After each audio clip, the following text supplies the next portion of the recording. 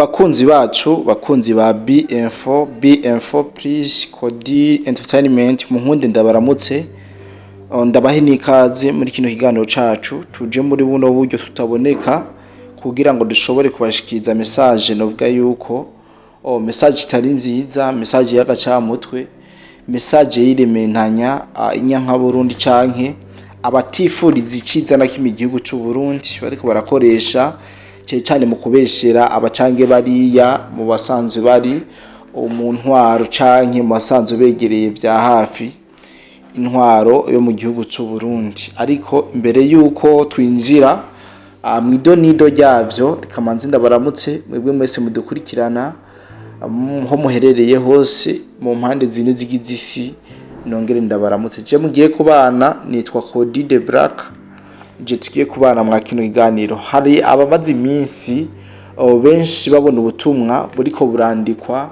na bamwe mu bigira yuko batavuga rumwe na leta, ariko ntitwovuga yuko atarabatavuga rumwe na leta, ahubwo nabasadira kuri leta canke abagerageza gucafuza igihugu c'u Burundi, aho bamaze iminsi bariko baratanga amakuru novuga yuko atari meza, duhereye ku witwa Eric Nyandwi, duhereye ku witwa Chimamanda Moyize ndetse n'abarya wa Pacifique, muzi yuko batagoheka mu kuvuga ibitagenda neza canke mu gucafuza igihugu c'u Burundi, aho mu misi heze bahereye mu gisirikare c'u Burundi mu kugomba guteranya abarundi yuko abasikare b'ubundi bariko barahembwa neza, bo bariko barafatwa nabi, bategetse gutembera igihugu cyose n'amaguru.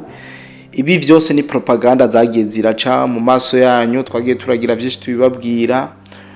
Hanyuma baragiye kugomba kwigira abari mu mugambwe, donc abagomba kwerekana ibitagenda neza mu mugambwe, bazana marimentanya ngo mu mugambwe ntibimvuyikana, guverinoma imeze ngo bishobora gutuma Uburundi bibushira mu kangaratete, bakagira ubusisanguzi noneho novuga yuko batagira utomenye iyo babukuye canke utogira iyo babukuye, mugabo bivanye na profile tubazimwo nivyo basanzwe bavuga banakora, tukabona yuko ari byo kugira ngo bashobore gucanishamwo abo muri leta ndetse n'inzego z'umutekano. Mwagiye mubona byinshi bigenda biravugwa, aho abandi bavuze yuko Dr Arendi Kumana umushikiranganji ca leta bakagomba gushira mu vyo ariko arashikiriza mwino misi, bakagomba kubishira mu mabifu canke mu bitagenda neza, bakagomba kwerekana yuko aba yatumwe na bamwe muri guverinoma kwerekana amanyanga y'ibiriko biraba.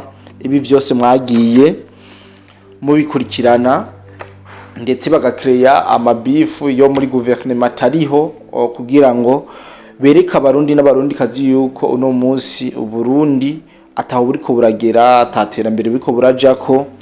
Ndazi ibi vyose mwagiye murabibona, mwagiye muravyumva. Abenshi nuko twafashe umwanya munini wisanzuye kugira ngo tuze turabiganira ko. Rero muri kano kanya sinje kubabwira amakuru ari ku mirongo y'urugamba, kuko tugomba kwibanda cyane mino misi na turi mu mwaka utegura amatora y'umukuru w'igihugu azoba mu mwaka wa 2027. Biradusaba cyane kwibanda mu gihugu cacu ciza c'u Burundi, na cyane mu kurinda ibihuha canke mu kurinda abarundi kugira ngo bima amatwi basesa nkuyoze, bareke kumviriza izino nyanka Burundi ziko zirakwiragiza ahagiye hatandukanye.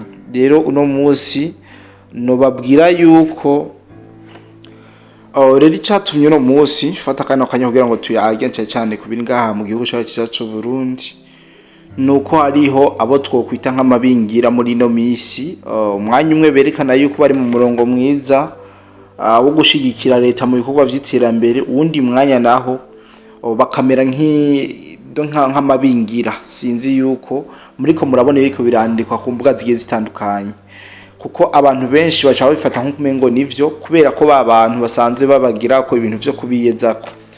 Uno munsi je ngagwira tuyege ku kibazo novuga yuko aho bamaze iminsi bagomba guta mu kaga Pasteur Aposte Mbayahaga Isidori, umukozi w'Imana musanze yuko kora ibishoboka byose mu gushira ukuri ahabona, kuvuganira igihugu, kwanka akarenganyo n'ibindi byinshi akunda gucisha mu biganiro akunda gukora. Mugabo naganda babwire yuko kugeza ino saha turiko turavugana Apostle Isidori Mbayahaga ariko aragirizwa kuba umu-espion canke kuba umumaneko muri leta y'Uburundi cyane mu mugambwe CNDD-FDD, bisigura yuko bagomba kumwagiriza ko ivyo bavuga byose ngo nivyo mu mugambwe ngo ariwe aba yabisohokanye hanze. Murumva no majambo kara amajambo y'agacamutwe, amajambo novuga yuko byo kugira ngo bamuhitanire ubuzima, yo kugira ngo bamuteranye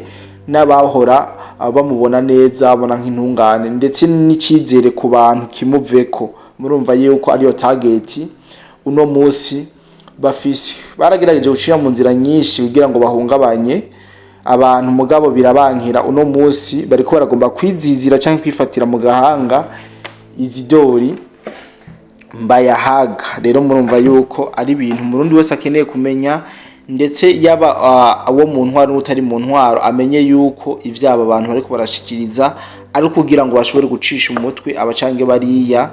Narijya mubona yuko twimirije ibihe vy'amatora, ibihe bidasanzwe, aho bazokora ikintu bace bitwaza ngo ni Mbayahaga yakitubwiye yakituzaniye. Murumva yuko ari ibintu bizoba biteye agahinda binababaje, kuko bizotuma icizere abantu bari bamufitiye kigabanuka, yaba abantu biyo basanzwe ndetse n'abantu bo mu ntwaro. Muga ko ibuye riserutse ngo ntiriba ricisha isuka, ndabizi yuko ibi byose ko bizotera squat akavuze wa muririmbyi, kandi ibintu bikomeza kumera neza. Rero abariko baragiriza yo Mbayahaga yuko ivyo bavuga ari we yoboye babwira canke ari mu maneko mu mugambwe, murabona yuko bakoze coalition kugira ngo baze barakwiragiza ibihuha bagize ico no kuca nka society canke bunze ubumwe kugira ngo donc bakwiragize ububeshi mu Barundi bose. Ariko twagira tubabwire nk'abarundi ndetse banakunda no Burundi, ndetse banakurikiranira hafi ibisanzwe biriko birabera mu gihugu cacu ndetse no hanze y'igihugu. Twagira tubabwire iyi karitrike kugira ngo bashobore gucanishamwo abacange bariya, kubera ko ntwonareka kuvuga yuko ari ipfuhe canke ari inzigo bamufitiye, kubera ko intebe yoba afise no musi canke umwanya yoba ahabwa muri leta.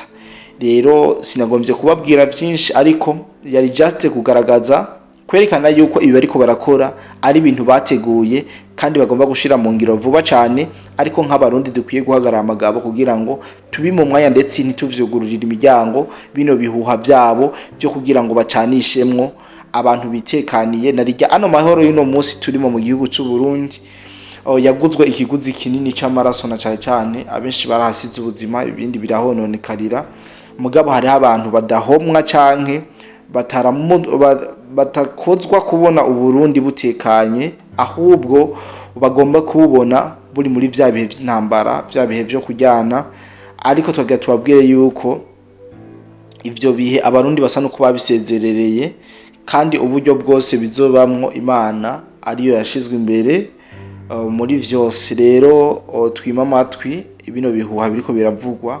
Twarabwiye no mwaka w'2026 ari umwaka tuzumvamwo ibihuha byinshi, ari umwaka tuzumvamwo iterabwoba ryinshi, kuko natwe dusanzwe tuvuga ibiterabwoba turarigigwaho, ariko nta nguvu bafise katika jina la Yesu. Karenda bike banure kumbure tuzongera guhura mu bindi biganiro vyacu byo hanyuma.